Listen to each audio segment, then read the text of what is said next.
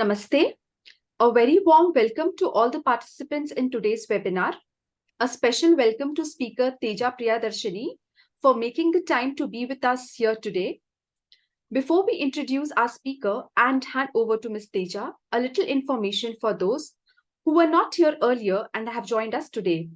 Rtambhara Wellness is a collective of like-minded individuals that look at wellness in a holistic way, not just the body, but the mind as well, and all through the practice of knowledge and wisdom that comes from our ancient scriptures heritage.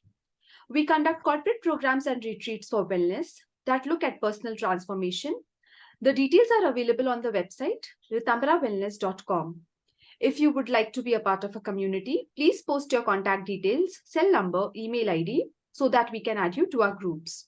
I may now request our Chief of Faculty, Mrs. Beena Mirchandani, to introduce our speaker for today. Thank you, Reshmi.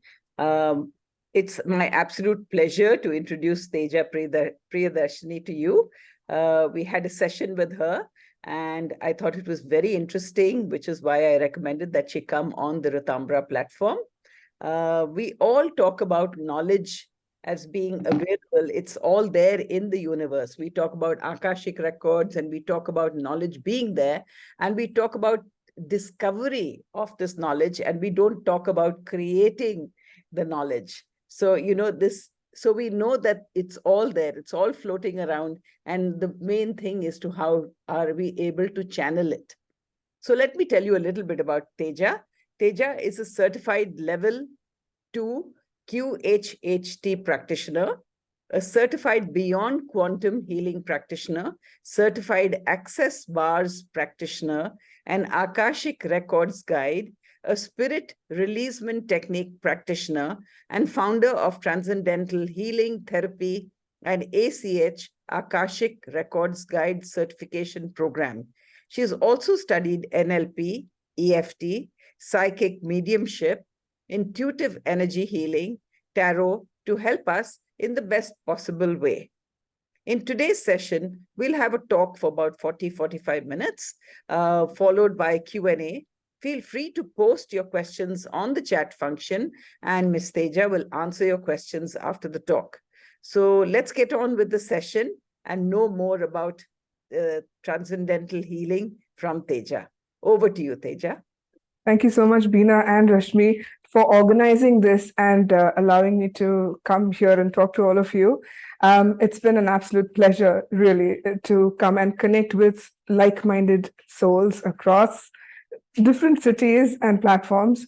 And what Beena said about knowing about the knowledge of life, of how we can create our own realities, is so powerful, because in 2018, I had the biggest panic attack of my life.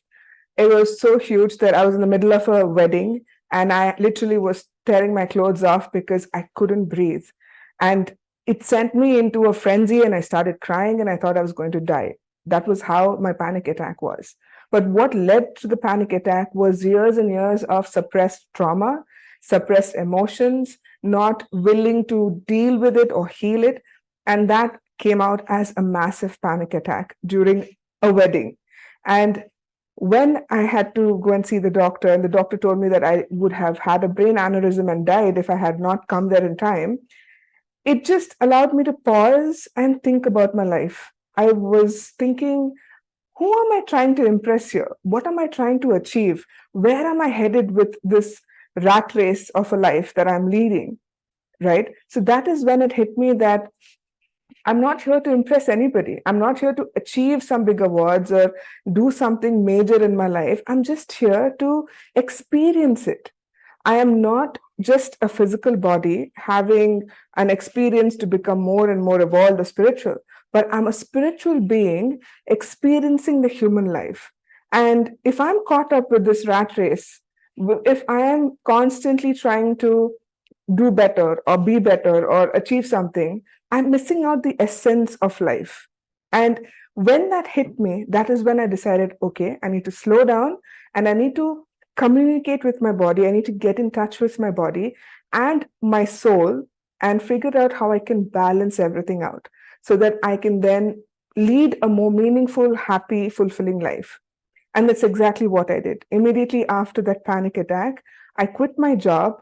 I used to be in the media before, so I was working 24/7. I was on call throughout the night as well. If there was a movie release or an audio release, or if I had to set up a meeting with a celebrity, everyone called me. And then I thought, enough. I don't want to do this. I don't want to live my life with this kind of stress, with this kind of suppressed emotions. I want to heal and I want to become more connected with who I am. And that is when my journey into all of these modalities started. However, since I was a child, I was always tuned into the magical nature of the universe that is always around us. But it was this one incident that tipped me over and said, you know what? I'm going to go full in and experience what life has in store for me. And that is when I certified myself in all of these various modalities that Mrs. Beena has just mentioned. But during these certification programs and then working with hundreds and thousands of people around the world, that was when I realized that, the essence of all of life comes down to one simple thing, and it is having fun. It's just that, like, even my guides, when I do Akashic records, or if I do a transcendental healing therapy session, or if I do a QHHT session, at the end of it, the one thing they all say is have fun. The more fun you have, the higher your frequency gets, and the higher your frequency gets, everything around you changes and shifts in alignment to you so that you can create more and better for yourself. And that is what transcendental healing therapy is in a nutshell. Though technically there's a lot of stuff that happens in a transcendental healing therapy session, but this is what the outcome of the sessions are, to make you get in touch with your inner self, your inner child, bring that inner child out so that you can have more fun, you can have more in your life in every possible way, whether it's money, whether it's love, whether it is family, relationships, anything and everything you want, you become the sole creator. And that is a very powerful place to be in, when you are in your own goddess or God energy and you're able to create from that a life that is beautiful. It's just flowing. There are no ups and downs. Well, maybe a little ups and downs, but nothing that you can't handle. Isn't that like having fun and having this huge playground to play with? That is what transcendental therapy is. To break down what happens during a transcendental therapy session is we work with various aspects of the body. When I say various aspects, it's not just the physical body. We also work with the emotional, mental, the spiritual bodies, the ethereal bodies as well, to check if there are any blocks in energy, because sometimes, when we are in a vulnerable state, like for example, when we have an accident or a surgery or a traumatic event or a death of a loved one, or even a heartbreak that literally feels like your heart is physically broken into pieces, that puts you in a very vulnerable state where entities or other energies can attach themselves to your auric fields and feed off of that negative emotion of hurt, pain, guilt, anger, whatever that you want, is being siphoned off by this entity. And then you're left feeling lethargic, you are left feeling hopeless, you're left feeling drained. You're just in a state where you don't know what is happening with your life, you feel stuck, and you're unable to move forward. I want you to show me with the raise of hands, or just the icon if if you don't have your video on, how many of you have had the most smoothest life without any traumas, without any hurt or pain or grief or anger? Has anyone had that? I mean, I can't see everybody, but Reshmi, let me know if nobody. Right, because when we're living in a world like we are in, we're supposed to experience both the good and the bad. And the moment we say, no, we want only the good to happen to us, we are limiting ourselves. We're restricting ourselves from receiving all that life can give you. That includes abundance. And this I talk about in my money workshops as well. But even during transcendental healing therapy sessions, this is something we focus on. If you're unable to receive good, bad, ugly great, whatever the universe is giving you, you're unable to then create whatever you want from it. Doesn't mean that if something bad is happening to you, then you have to accept the bad. You have a choice. You can choose to react to it or respond to it. The moment you choose to react to it, things kind of go downhill because reaction gives another reaction and then another reaction, and there's no solution to it. It's like an infinity loop. But when you take a pause and then respond to it, that is when you find the solution. So in transcendental healing therapy, we check for these blocks, whether it's in your chakra fields or in your auric fields. We check if there's any influence of any other entity that could be feeding you ideas of suicidal tendencies, of addiction, of anger, sadness, hurt, any of these low density energies. If you're feeling all of these emotions and you've been working with your therapist, you're working with other doctors or with other practitioners of various modalities, but you still can't get over it, then there is an influence of an entity. Because if you're doing everything that you could, but nothing seems to change, there could be some other entity. When I say entity, there are different kinds of entities. One most common kind are souls that have passed over, but are not aware that they have died. And they're lingering about in this dimension, trying to communicate with the humans that are still alive in human bodies. And when that happens, the humans can't hear them, they can't see them. So this frustrates the souls that are left behind. And this frustration kind of grows and grows, and their energies become denser and denser. And they seem to get stuck here in what we call purgatory, or in between states. They're neither here, neither there in the afterlife. So they get stuck. And when that happens, it's difficult for them to move on. And that's where practitioners like me come in, where we talk to the souls, we negotiate with them, we find out what has happened, how they passed, why did they attach to the body in the first place, and then we release it. So we're not just helping the clients overcome their blocks, but we're also releasing the lost souls that don't know how to unstick themselves from this reality and move on to the afterlife. This is the most common kind of entities. Then there are those who are a little more darker. These entities are also lost souls, but they have lived here on earth for such long periods of time that they have forgotten that they've had a physical body before. And all they can remember is the anger or the suffering or the pain. And their energies get darker and denser as they continue to live here for longer periods of time.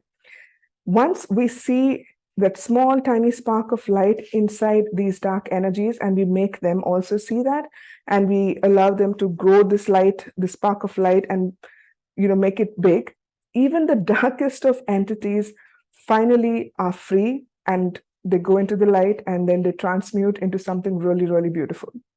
And then there are these alien beings or artificial intelligence that tend to interfere with the humans on Earth to research, to know what is happening on Earth. They have multiple reasons why they attach themselves.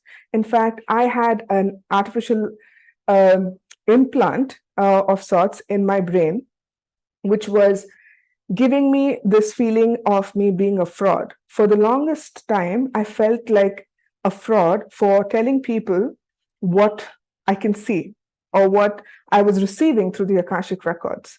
And it wasn't a natural feeling. I was feeling like, why am I, even going there? I know for a fact that this information that I'm receiving is accurate. The client is telling me it's accurate. Then why am I feeling like a fraud? And then when I did this therapy on myself, that was when I realized I had an alien implant in my brain that was put there because I'm a channel for the Akashic records. So any information that was going through my brain was being siphoned off to other alien planets and planetary systems. And this was very interesting because once I realized that, we negotiated with the aliens and we said, look, you have no authority on this planet, so you have to leave. So they were ready to take the device back. But there was a dark entity that was attached to that AI device, which was lodged into my skull and into my shoulder and was refusing to budge. And that dark entity was using this device to imprint or implant thoughts into my brain saying that I'm a fraud. So once I realized that, with the help of my guides, I was able to remove it once and for all. They just took it out and they flung it. And since that day onwards, till today, I don't have that feeling again. So transcendental therapy is a beautiful transformative technique that would allow you not just to unblock yourself from feeling stuck in life, in your current life, but it will also allow you to unblock abilities that you could have had, or the creative abilities that you have, but you're not able to fully explore. It can do all sorts of things to make you get in touch with your inner self and create more from there once we remove all of these blocks. And the next step is we go and visit another lifetime where you could be living as a king or a pauper, depending on what kind of lives you led. You could be having a lifetime here on Earth, or you could have a lifetime on another planet, in another dimension, as another being. I have had clients from so many different planets. It's not even funny. I didn't even know those planetary systems existed till they spoke in such detail about these planets. In fact, there was one particular client who spoke about our own Earth being destroyed and then recreated again, restarting the entire Earth. And this is not the first time Earth has existed. Earth has existed multiple times before. And I knew that, but the client had no information about it. But he was able to go into a life where he was part of that destruction and recreation of the Earth. And he explained it in such detail that it blew my mind. He was not spiritually inclined. He was no one, he was not a person who would read about esoteric things or aliens and spacecrafts and stuff like that. He was a regular person whose only job was to go to a IT company, get paid, go back home, eat, sleep. That was the only thing he did. So he had no idea what he was talking about. But when he had that experience and he woke up from that session, something shifted. His consciousness began to expand.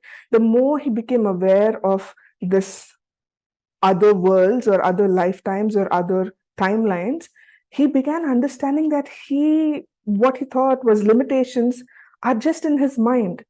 We limit ourselves through our own minds. So when we are able to overcome our limitations, we are then these superheroes. We can do anything we want. We can manifest anything we want. Even as simple as manifesting a car parking. When I went to see a movie last night, my aunt told me, get there early because you will not find parking. It's a Rajnikant movie and everyone is going to be there. And I said, you know what? I'm going to find the parking right in front of the lift and it's easy breezy. I'm not going to, struggle for parking. And that's exactly what happened with me. I found the car park right in front of the lift where my aunts who were right behind me took like 10 minutes to find parking. Right? So this is all you can do. Like even the simplest things you can manifest to the most major things in your life. If you want more money, you can manifest that. All you need to do is unblock all these chakras, remove all these entities from influencing you, putting all those limiting beliefs in your mind, and you can do wonders. And the best part about the Transcendental Healing Therapy sessions are that towards the end of the session, you connect with your super consciousness. The super consciousness is your higher self, your spirit guides, any ascended masters, or any light beings who are there to help you heal or receive the answers. And at that point, I ask the list of questions that you have. Why do I have to go through this? What is the purpose of my life? Why is my husband being like this? Why is my girlfriend so annoying? What are the questions you have? The higher self or the super consciousness is going to give you answers.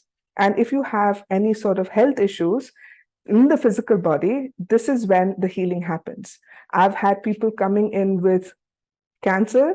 I've had people coming in with arthritis, diabetes, back pain, headaches, all gone in these sessions because one, they're going into a state of mind, which is called a theta brainwave state, where the logical mind or the left brain goes to sleep and the right brain is wide open. And right brain is where, all the healing, all the creativity, all of that happens there.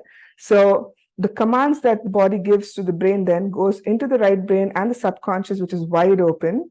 And the body can heal itself instantaneously. How cool is that? I have seen people coming in with without being able to like walk properly because they're in so much pain. And after the session, they are walking about like as if it's never happened.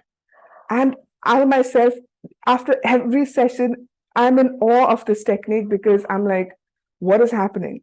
I don't know how this works, but I can tell you this works. If you're able to surrender yourself, if you're able to let go of the logical brain and say, you know what, even if I'm like one cartoon character from this planet called Pluto, I don't care. I'm going to just surrender to that experience. You will experience vast amounts of shifts that happen in your consciousness that unlock psychic abilities, that unlocks creativity, that unlocks your zest for life. And you will start seeing the bigger picture. And the bigger picture is we choose this life, we choose our parents, we choose everything that happens in our life. So the moment you have that control, you can choose how you want to live your life from then onwards. You can choose whether you want to go back to that bad, negative relationship, or you want to recreate that relationship, or you want to step out of that relationship, or you want to have another relationship on the side. Up to you, but there are multiple choices. The moment you realize there is always a choice, your life changes for the better. And that is what transcendental healing therapy does. So it's done over a period of time, over 4 weeks, and we do multiple sessions to get to that state. But even if you do one single session, there is tremendous change that happens in your bodies, in your psyche, and your consciousness just goes to the next level. And you also feel the frequency shift. So you feel happier, you feel lighter, and you don't take things too seriously. And that is when you begin to have fun. I know I was supposed to ask a lot of questions, but my guides had something else in mind. They just went on a monologue. But if you have any questions, please put them on the chat. There are a lot of stories to share, but I don't want to take up too much time with the stories.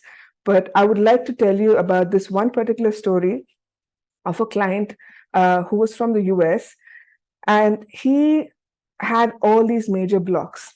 He had a very bad relationship with his wife he couldn't get out of.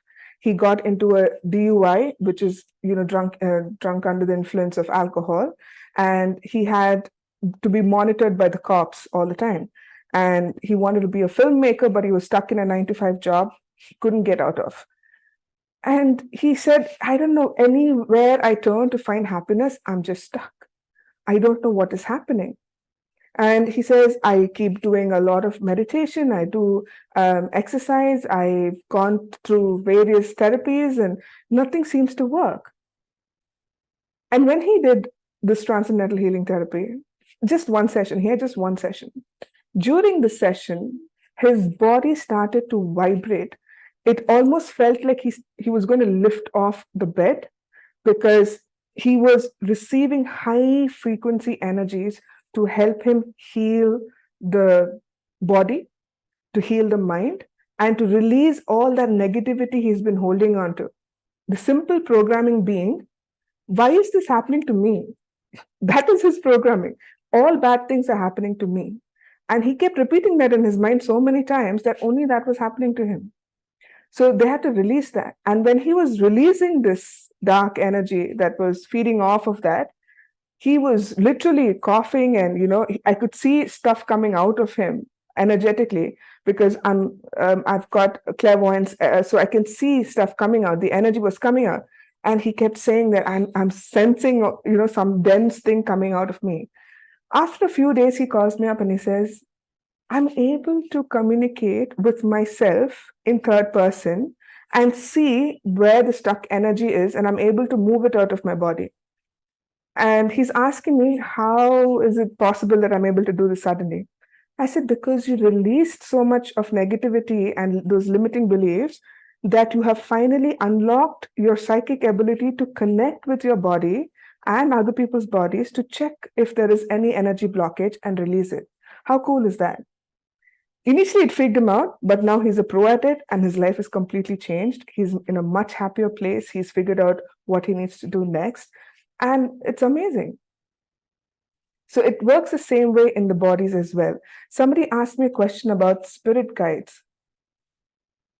Yes. So spirit guides, interesting question. We all have spirit guides. Each of us have at least one spirit guide from the beginning of our so-called conception, which is not in the physical body, but like when we decide to come down in an incarnation, whether it's on earth or any other place, there is always a guide that is assigned to us, because before we take birth in our physical body, we have the entire life planned out. The whole blueprint is ready. You are born to these parents. We are going to die in this way. The major milestones and events that are going to happen. We plan everything out. So when we are born, we forget everything. We've got like birth amnesia or something. We forget everything. But the guide knows your blueprint. They haven't forgotten anything. So they tend to guide you through the process so that you stick to those events and experience those events to learn and grow and evolve. And whenever you forget or whenever you stray off the path, the spirit guide is always there to kind of put you back on that path. But we don't have just one. One from birth to death is always there. But we also have other spirit guides that come in during our major transformation periods. Some of them have more than one. Like I've got three guides that I'm in connection with, but I could have more. And every time you go through any sort of a hard time in life, you will have more guides coming in to help you through that hard time. And every time you feel lonely, you feel like, I can't do this, this is too much for me, all you need to do is ask for help, because they cannot interfere in your life unless you have given them explicit permission to do so. So you have to tell them that, look, I need you now in this particular moment in my life where I'm having this argument with my husband or with my wife or with my business partner. I want you to help me resolve this amicably. I don't want it to accelerate. So tell me how, or show me how I can do it in the way I can understand. Because often when we ask for help, right, we just say, please help me with this. And they send help, they send help, they send help. But we don't know if it's the spirit guides or if something is happening. And then we keep rejecting this help. There is a story, I don't know how many of you have heard. There's this guy on a boat and the boat is sinking and he says, God, please help me. And then a fisherman comes by and he says, hop on, like your boat is sinking. He says, no, God is there. He's going to come and help me. And then the fisherman leaves. Then another tugboat comes and he says, hop on. And he says, you know what? God is going to come and help me. I don't need you. And ultimately he sinks, he goes to heaven. And then he says, I've been waiting for you. And God says, I've been sending you help. And he doesn't make out that was God who was doing it. So you have to tell the spirit guides, I need you to explicitly give me a sign in a way I can understand that you are helping me with this. And when the person shows up, or when you see a name somewhere, or something else happens, a song plays, your whole body will recognize it. And be like, that is a sign from my spirit guide. That is how you can communicate with them. And through meditation, if you're able to go into a quiet state of mind and ask the guides to show up without trying to look for them in your mind's eye, without trying to listen, like, okay, what are they saying? Just be. Being is a state that you need to achieve in order to have clear communication with your spirit guides. So these guides are always around you. And you have guides not just here in the 3D, but you have guides in all the different dimensions, because our soul is not in the body. I don't know how many of you know this. Our soul is not in the body. The body is inside the soul. So the soul is just like a tiny bit which is anchored into the physical body. But the 90% of it is hovering above in all other dimensions, having different experiences. So in every level, you have a spirit guide. And each of these spirit guides communicate with one another to know that the information that the physical body is having. So if you want information about yourself or your future or your past or any other timeline, then you can just ask your spirit guides to show you this information. Then a person like me, some weirdo, will show up and say, hey, you know what? I'm seeing this about you, and then you're like, okay, this is my spirit guide who sent me this weirdo to tell me this about me. Right? So in the same way, you will be able to receive information either through text, like you open up your Instagram and then there is this message that is like, in your face, which is giving you a message of the day or something like that, and then you read it and it just resonates with you. That is a message from your spirit guides. Sometimes they also show up with smells. Like sometimes you might smell like a nice perfume or an incense, and that is another way of knowing that your spirit guides are around. Then feathers are a huge thing. Like if you see bird feathers around, that's another indication that your spirit guides are around. If you see butterflies, though, that is a loved one. A loved one is trying to communicate with you, and they show up usually as butterflies.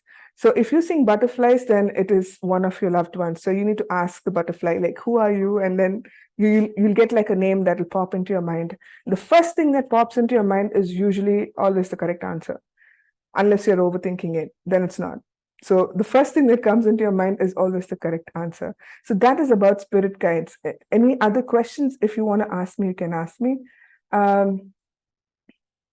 No, the sessions don't have to be face to face. I have clients around the world, so I do these sessions online. But there is a protocol that you need to follow. You need to have a certain type of headphones. Your Wi-Fi connection has to be really strong. You can't be disturbed for the 4 or 5 hours that we're working together. The before and after protocols are also there, which once you make a booking with me, I will email all of those details to you. Any questions? There are a few in the chat. Yes, social programming is the mother of all limitations. So the moment we are born, right, the first label that we get is it's a man, it's a boy or a girl. That's the first label that we get. Then there is the naming that happens. People are often, said that you're a Hindu or a Christian or what. That's another. Programming starts even before you are physically out of the womb. Okay, so that is something which is expected because you're coming into a world which is dual reality. Dual reality is like yes, no, good, bad. We're in that kind of a reality setup. So labeling is very, very common. Like I have clients asking me, what are the names of my spirit guides? I mean, they don't have names. They don't even have faces or shapes. They're just like beams of light sometimes.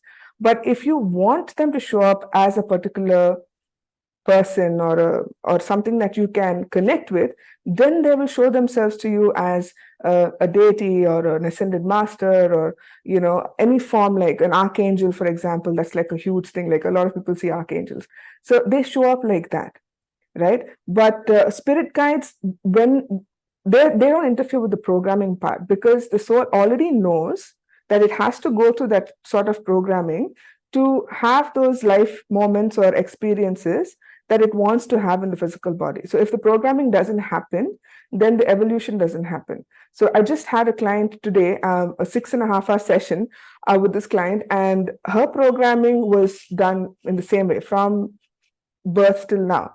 And so I said to her, look, you're always talking about the past and you're telling me, this happened. That's why I'm like, this happened. I'm like, when are you going to disconnect from it? Because the more you're trying to heal yourself, but if you keep dragging your past with you, you're like, I'm healing, but my past is also coming with me. Once you're healing, you have to say, okay, that was something that happened. It has no power over me anymore. I'm going to let that go. And then you start your healing process. Then the past is left behind and then you're moving forward. Otherwise, you're going to keep dragging the past along with you. So you have to let the old programming go by becoming more aware of yourself and knowing that I was programmed into believing this, but it is in your control whether you want to follow the programming after you become aware or not. You want to follow the programming, your life is not going to change. But if you make a choice and choose differently, that is when everything is going to change. I hope that answers your question. What is the difference between alpha mind power and transcendental healing? So I don't know if alpha mind power is a technique that you're talking about, but alpha mind or the alpha state of mind is basically the moment you close your eyes, you go into alpha. So right now we are in beta, the waking state. Then the moment we close our eyes, we go into alpha. When we go into a meditative state, we're going into deep alpha. And then when we are asleep, we go into delta. Between delta and deep alpha is the theta. That is just before you fall asleep. You don't know when you fall asleep. You don't know what your last thought was when you fall asleep. That is your theta state. And that is a very powerful programming state. You can do affirmations in that state. When you keep repeating affirmations and you fall asleep, in that theta state, also your affirmations are being repeated to such an extent that your body starts to reprogram itself.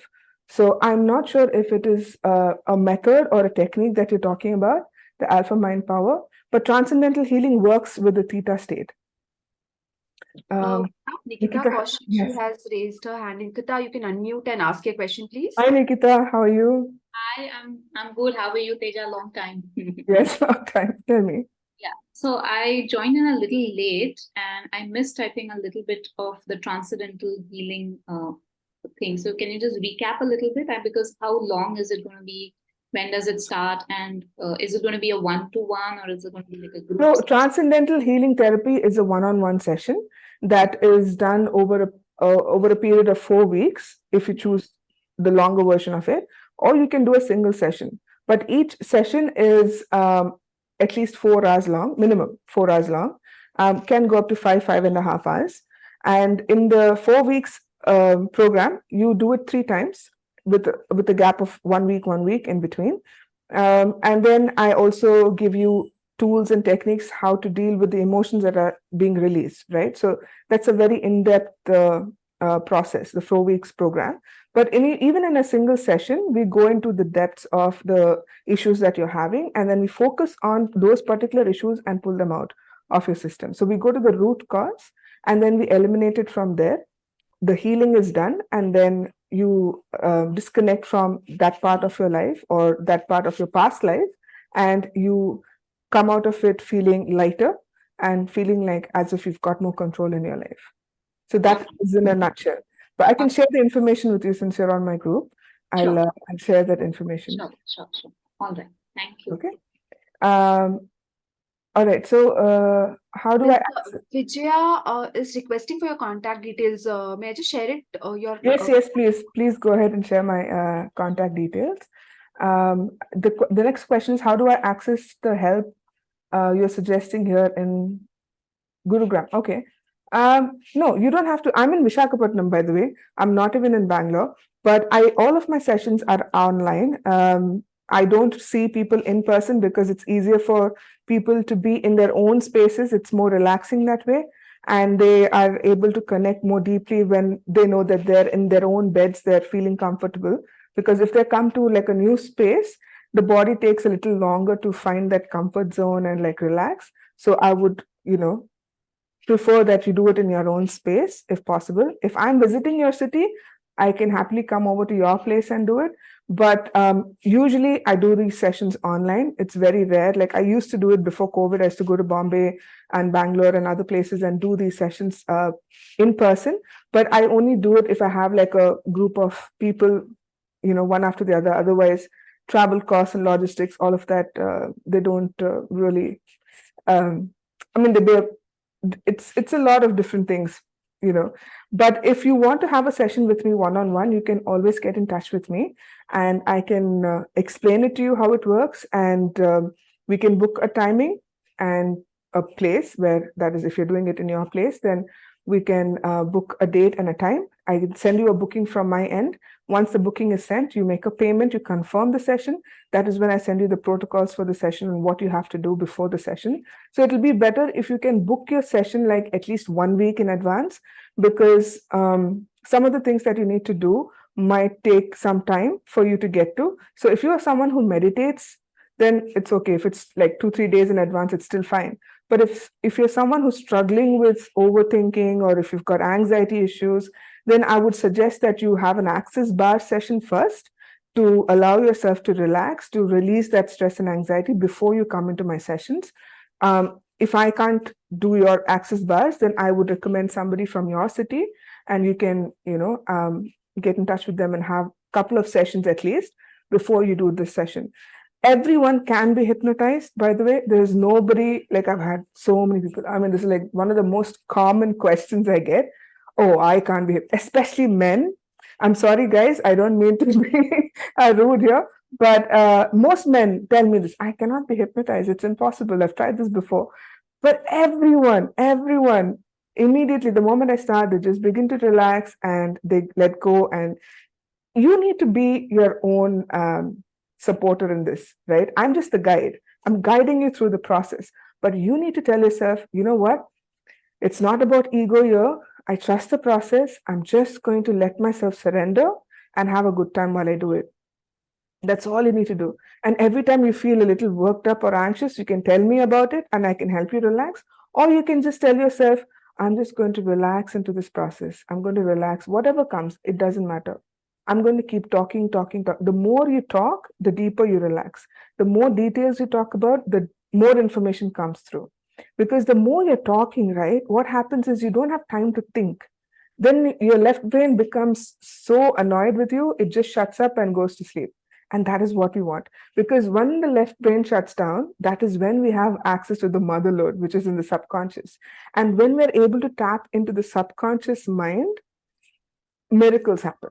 Really. Like, I mean, I've seen people overcoming a lot of different pains and aches and diseases and things like that. So a lot of stuff happens if you're able to just relax and let go and say, I'm just surrendering to this process. And one thing I need to tell you, this process uses no logic. Even till today, I don't know how this works. So I can't really tell you, okay, if when this happens, then that will happen. I cannot, because there is no logic in these sessions. And I've had ascended masters come through. I've had Shirdi Baba, I've had Jesus, I've got, Archangel Michael, and a lot of different people who come through, all these ascended masters and archangels. And they all come in because the client wants to see them in a particular way. But the information that's coming through the client is for the client's highest purpose. So when you're receiving this information, healing is happening. The frequency that is being recorded during these sessions, whether it's online or in person, the frequency in the recordings is very, very important. Whether it's an Akashic record session or a Transcendental Healing therapy session, the frequency, when you keep listening to it, right, it's not about the words, it's about the frequency of these light beings that were present during the session. The more you listen to it, the more you start feeling, lighter, and your body begins to heal, and you start releasing all of these emotions and things like that. So it's a very beautiful way. So it doesn't matter if you're in front of me or if at your place, but I would prefer we do this online, because I've noticed that my success rate online is like 100%, because in person, what happens is when you go into a deep state of hypnosis, your voice becomes very soft. And sometimes I can't hear what you're saying. And that means I'm like bending over you and sometimes almost stumbling over you, trying to hear what you're saying. And that is very distracting, because I would then keep saying, sorry, can you say that again? Sorry, can you say that again? Because I'm not able to hear you properly. But with an online session, I have my headphones on, and you've got your own headphones on, and we've got this extended microphone. So there's no muffling sound. There is, absolutely no disturbance, because these huge headphones, they kind of block out the outside noise as well. So I'm in your ear all the time, and you are in my ear all the time. So I can hear you very, very clearly, and absolutely no distortion of any sorts. So even in the recording, when you listen back to it, you can hear yourself very clearly.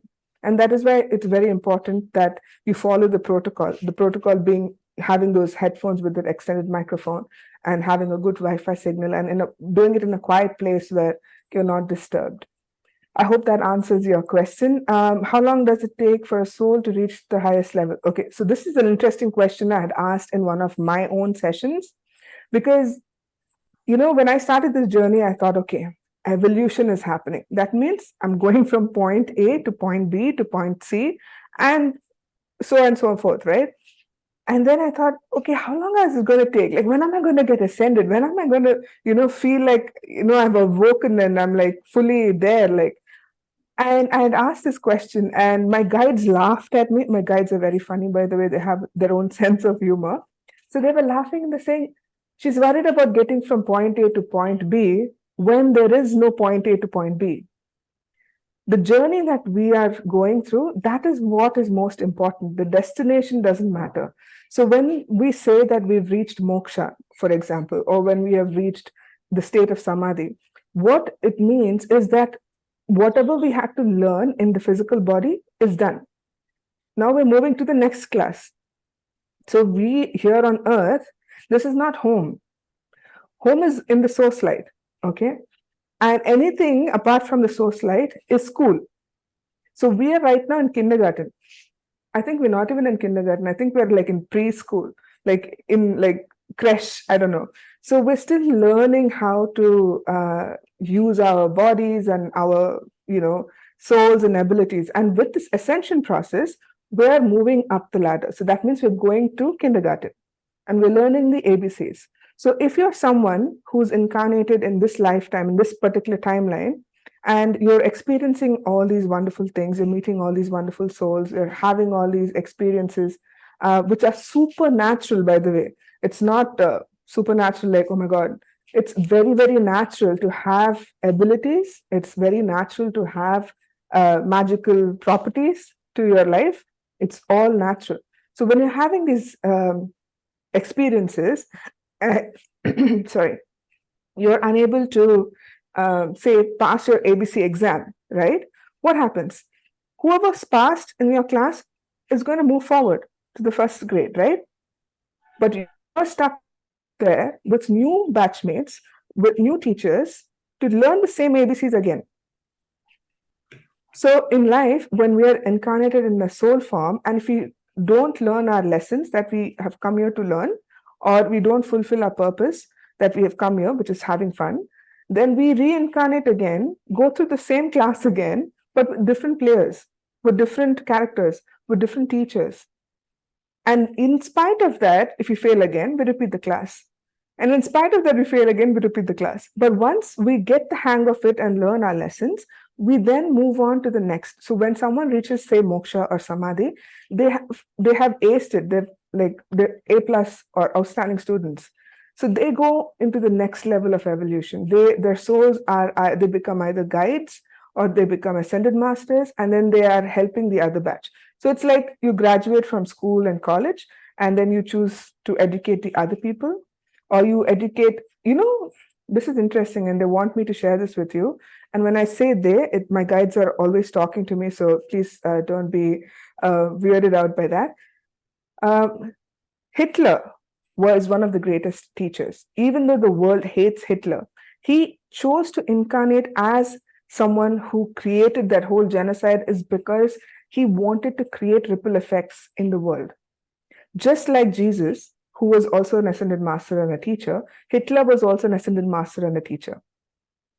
He chose a hard way of showing the reality, the harsh reality to the world, so that they can, awaken together. And in the same way, some people say, and I don't know how true this is, but Donald Trump is also an ascended master. Okay, the way he is, the way he shakes things up is a form of an ascended master, which is trying to teach people in groups and, in various forms, how to live life or how to not live life, for example. So masters can come in many different forms. Sorry, I think I lost so the highest level.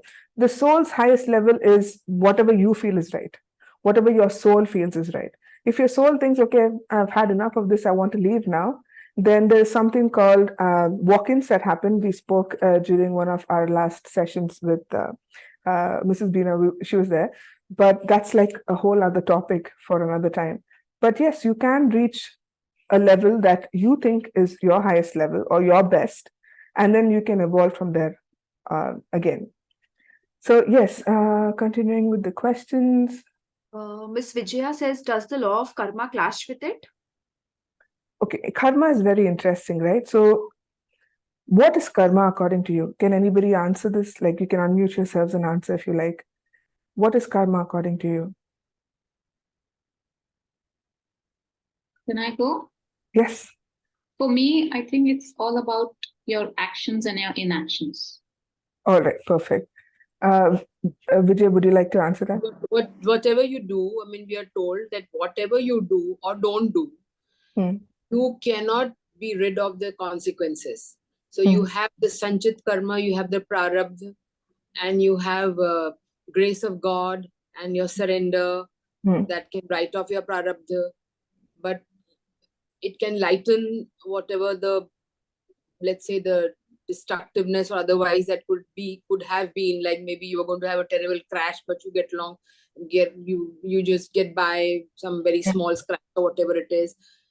But your karma is something that you cannot escape in your life, and whatever you're going through is because of your past karma.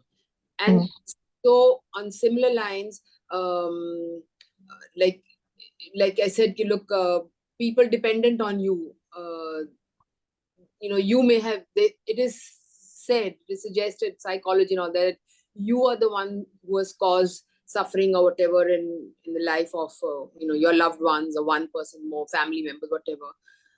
And that is a karma you have to, now you have not done it with any intention, with any desire to, or if there is any such thing that may have been inflicted, it is your social programming that is responsible.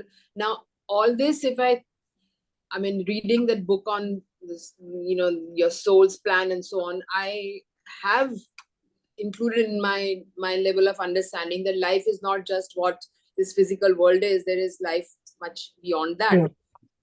So but then karma comes in, and then I kind of find it difficult to understand. Yeah. Yeah. So let me put it in a very simple way. If you can take out the word karma and put lesson in it, okay? So when you do, when you learn something very well, when you're able to master it, for example, your ABCs, right? You've passed that exam and you're moving forward. So you've done good, you're moving ahead. Because you've done good, you're moving ahead, right? So karma is something like that. If there are certain lessons that the soul wants to learn, for example, compassion, kindness, patience, okay? If the soul decides, okay, in this lifetime, the major lesson for me to understand is that I need to be patient, okay?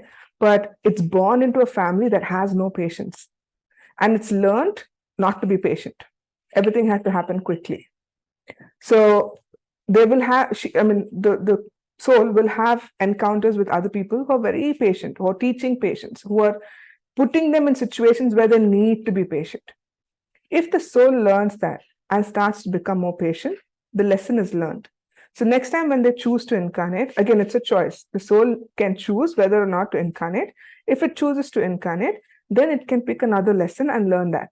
Okay, so karma is just that. If you are refusing to learn that lesson, and this is like a very simple example. So when you're refusing to learn that lesson of patience, you are put into another family with different circumstances, and you undergo the same lesson of patience. So this is repercussions, or, like if you don't learn the lesson, then you have to relearn the lesson. So that is what karma actually is. But to control the masses, a lot of people had started twisting that word karma around by saying that if you do good, good will happen. If you do bad, bad will happen. So what this has made us, sorry, what this has done, or what programming this has imprinted in our minds is, if I'm a good person, good things happen to me. I'm sure everyone on this chat or on this call are good people, but haven't bad things happened to you? Right? Why? If you're a good person, why are bad things happening to you? It is not about bad things happening to you. It is because you're choosing. That is your prarabdha.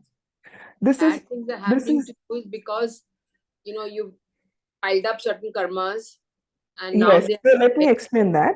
So this is happening to you because you have to learn certain lessons. So you have placed all these events in your life, good, bad, ugly, whatever, so that you are able to learn those lessons in the hard way. So if it doesn't happen, even in my own life, I see patterns. I'm very good at seeing patterns with people, with with clouds, other things. I like patterns.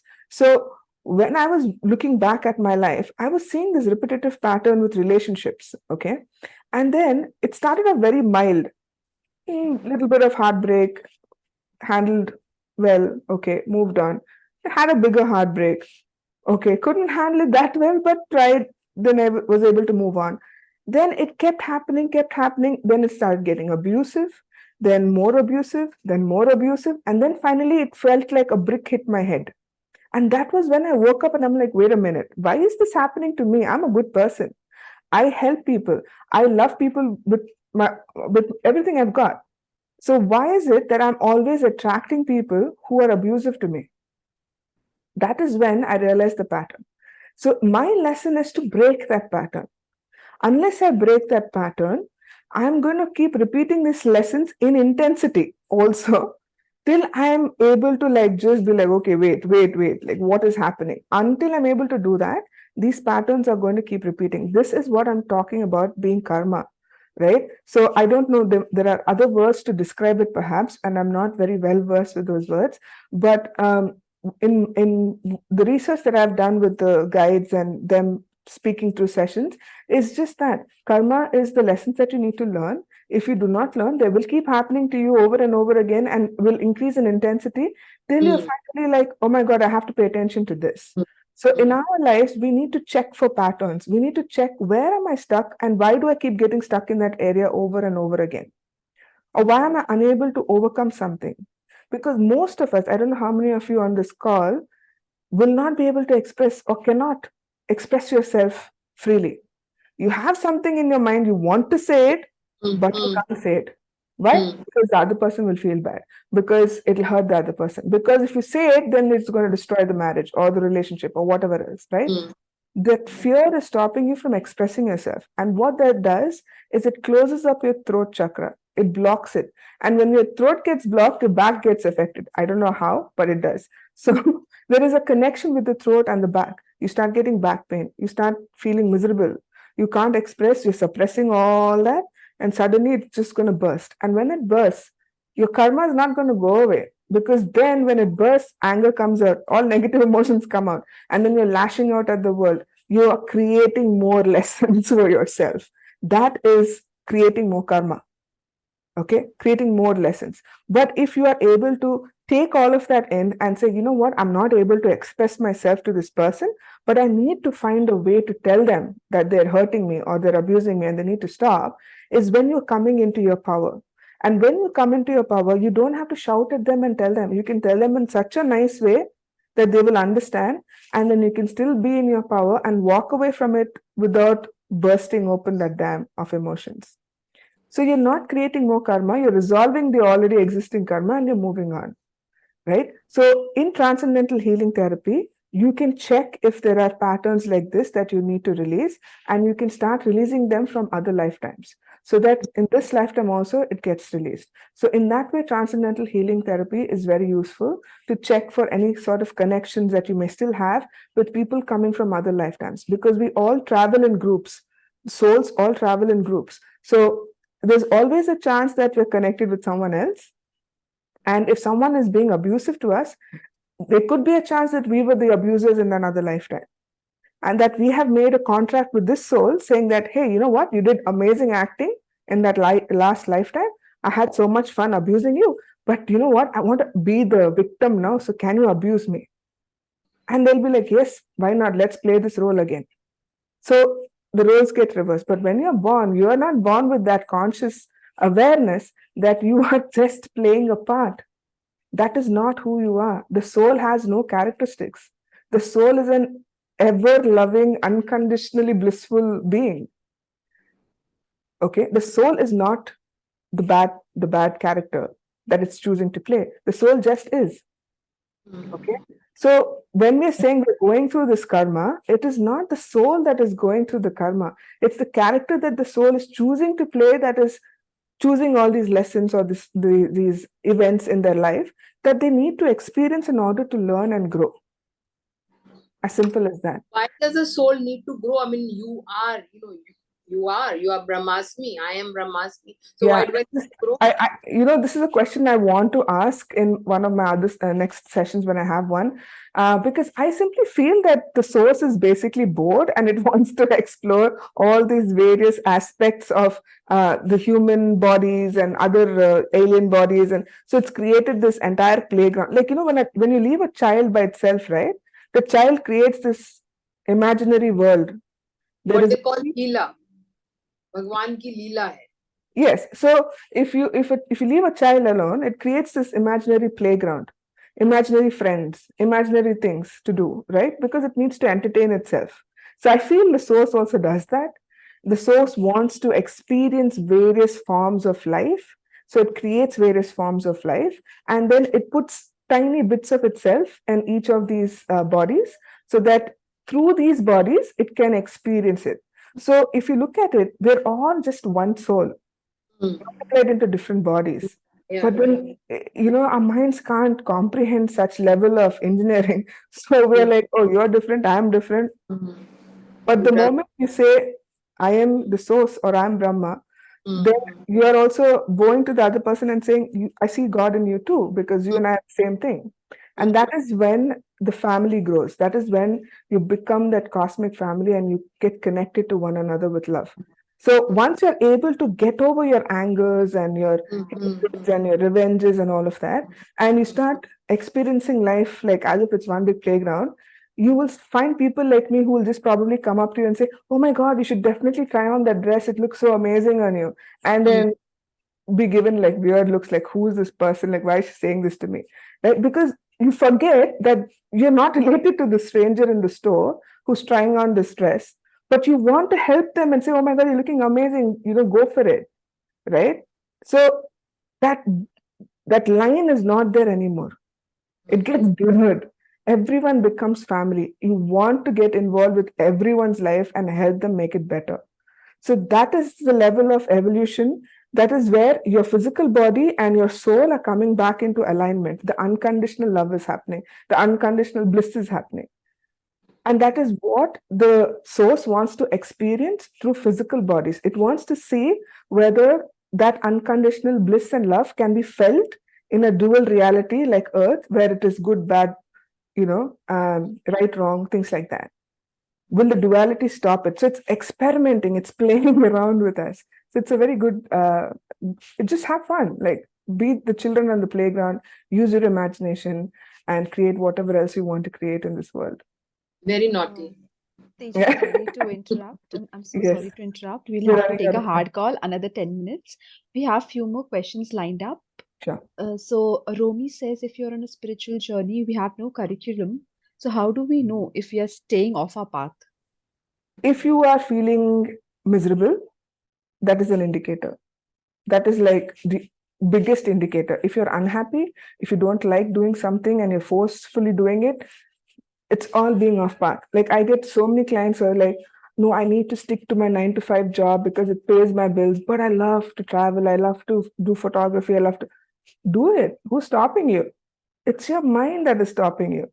You can still do a 9 to 5 and still be a photographer and, have both worlds. But our programming limits us to having only one thing.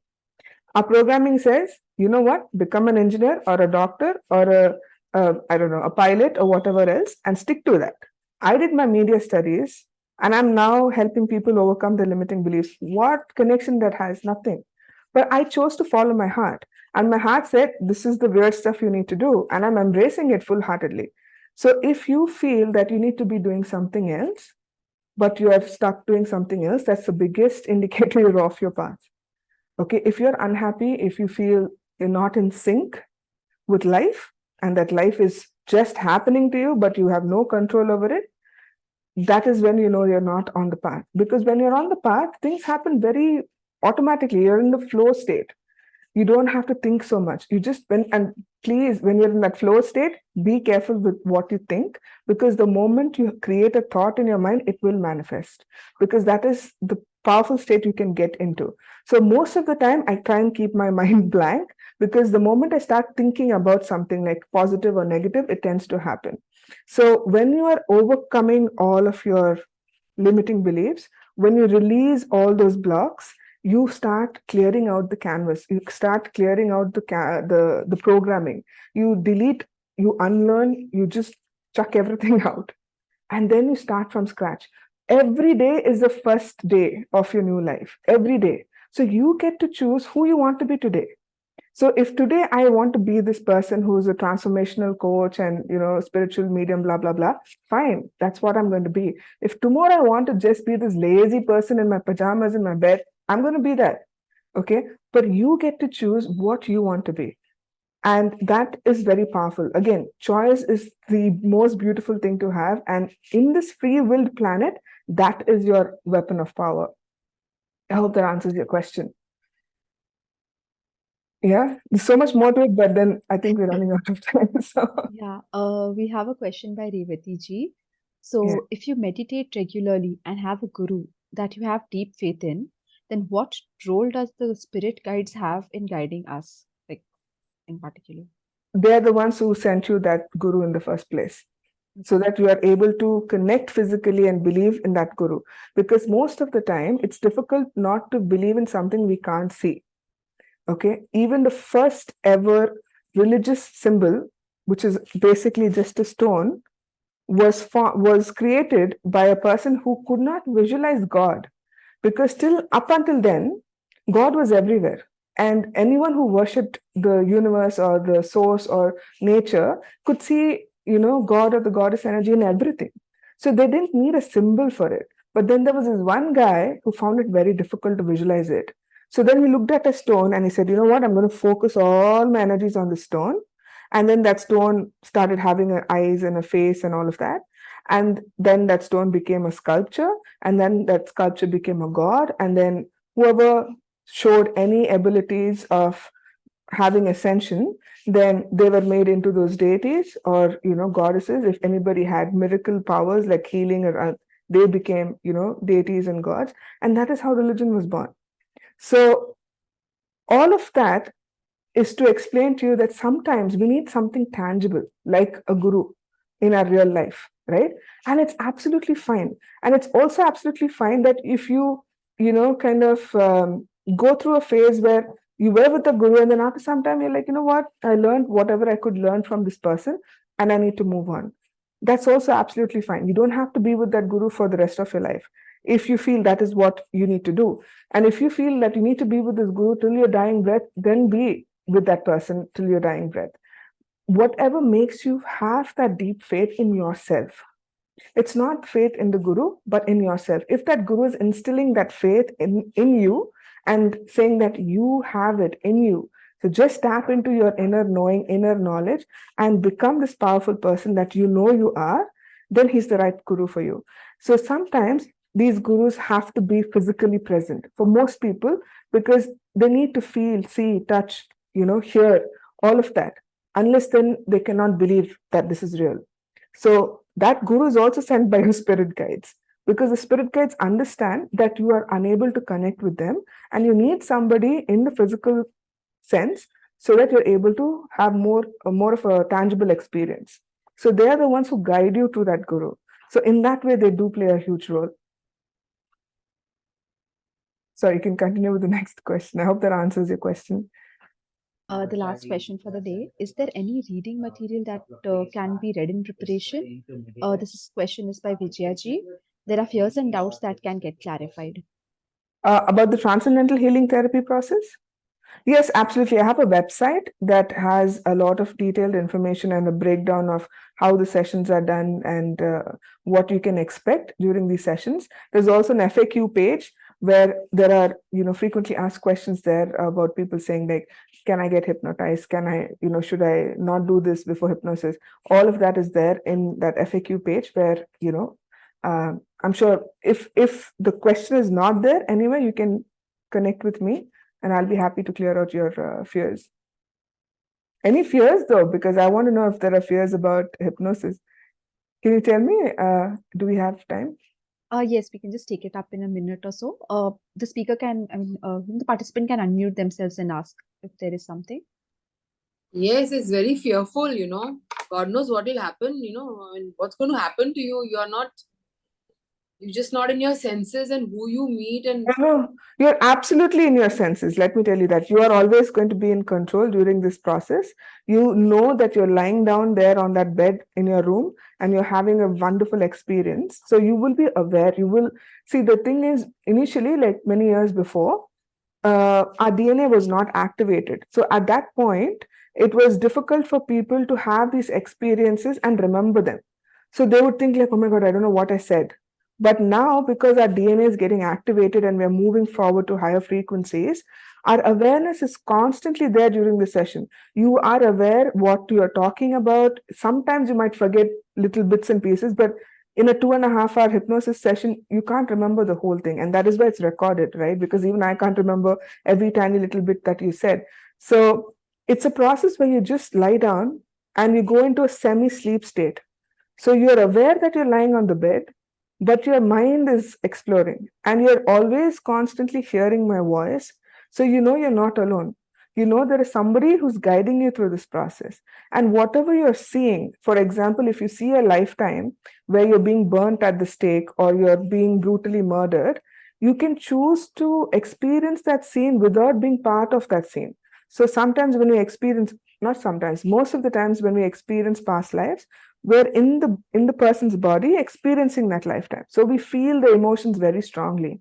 But when you are going through, say, like a brutal murder, and you know that you're going to experience it, then you can choose to step out of the body and watch the scene like as if it's a movie scene. You don't have to get involved, you don't have to feel the pain, you don't have to feel the emotions that associate. But most people, I mean, even if I tell them this, 99% of the time they want to experience it. Because what happens is when they experience it and they come out on the other side, they feel like, okay, they have finished with that life and they can now disconnect it. But if they don't experience it, then I have to, make them go through that process of physically disconnecting themselves from that lifetime, which again it won't take more than a few minutes. But it's a process that can be done. So it is not anything you go through in the session. You will not wake up and feel, oh my God, why did this happen? Or I'm not going to, it's going to be a nightmare for me. It's never like that. You feel wonderful after the session. In fact, some people call it being a high. If you get high, like you feel very spacey, nice, and you just want to enjoy everything. It feels that way. And it lasts for at least half a day before it wears off. But it's a very nice feeling. So there is no need to feel fearful about these sessions. And I'm constantly there. You're hearing me and I'm in your ear. So yeah. That leaves a lot of Yeah. Perfect. I hope that it was clear what the Transcendental Healing Therapy is. Just to recap it is a process that you can experience over a period of 4 weeks. We do 3 sessions in these 4 weeks, and every session is different because we first focus on releasing any sort of blocks or entities that could be attached to the auric fields or to your energy bodies. And once we release those entities, we then heal the holes in your auric field or any leaks or drains in your auric field, and we seal it all up. And the next step is when we go into a past life, we explore that, we live that life, we get all the possible information from that life, and then we connect with our super consciousness, which then allows us to heal our bodies and also receive information. Whatever you need from the guides, you receive it during that time. In the third session, it's an optional session where you can choose to either experience another one of the past life regressions and see another lifetime, or you can choose to go into what I call the blueprint template and change a certain quality about yourself. So say if you want to be very good at oration, then you can go into the blueprint template station, and you can experience another lifetime where you were a world-class orator and imprint that quality onto your soul, so that when you wake up and you start practicing your speech, you notice that it's getting easier and easier and easier. And then before you know it, people say, oh my God, you're such an amazing orator. Like, your speeches are amazing. Things like that. So that is what happens in a traditional 4 weeks process of the Transcendental Healing Therapy sessions. And you can also do one of the sessions where you release the entities and you go into a past life, you connect with your super consciousness. All of that happens in one single session as well. I hope there are no questions about it. Rashmi is already tired, looks like. Yeah, no worries. It was a really interesting session. Looking forward for more. I feel we really have a few more questions, but we are running short of time. lots of questions. Never mind. Next time. You're amazing. You just we will definitely plan one more. Sure, definitely. And I also have my YouTube channel, my websites, Instagram, where I keep doing videos and lives also. So if you are following me on those social media pages, then you will be alerted to any of the lives that I do. Sometimes I do random lives. It's again, whenever my guides say, let's go, I have to go. So I just click the live button and then we start talking about whatever is important. And I'm glad we spoke about spirit guides today, because that was one of the topics that I was going to speak about in a YouTube live. So if you have more questions about that, you can ask me there. I also have a WhatsApp group. If you want to be part of it, then you get intimated to all of my lives and other sessions that I do, or workshops. YouTube channel is called what? At Akashic Official. I'm sure Reshmi can put it in the group. Okay. Yes, I would just type it out. Shall I type it for you? Yes, that will be very helpful. Thank you. Okay.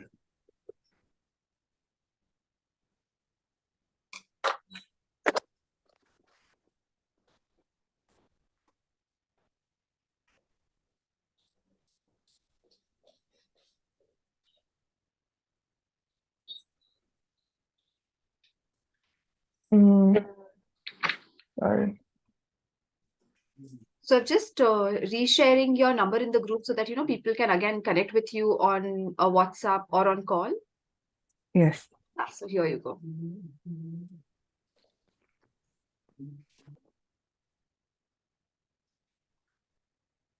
This is my website. There's also a link to the other website as well. I'll just put that.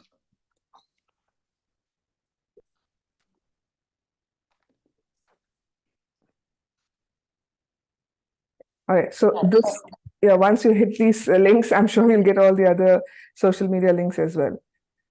I would request the participants to please save it.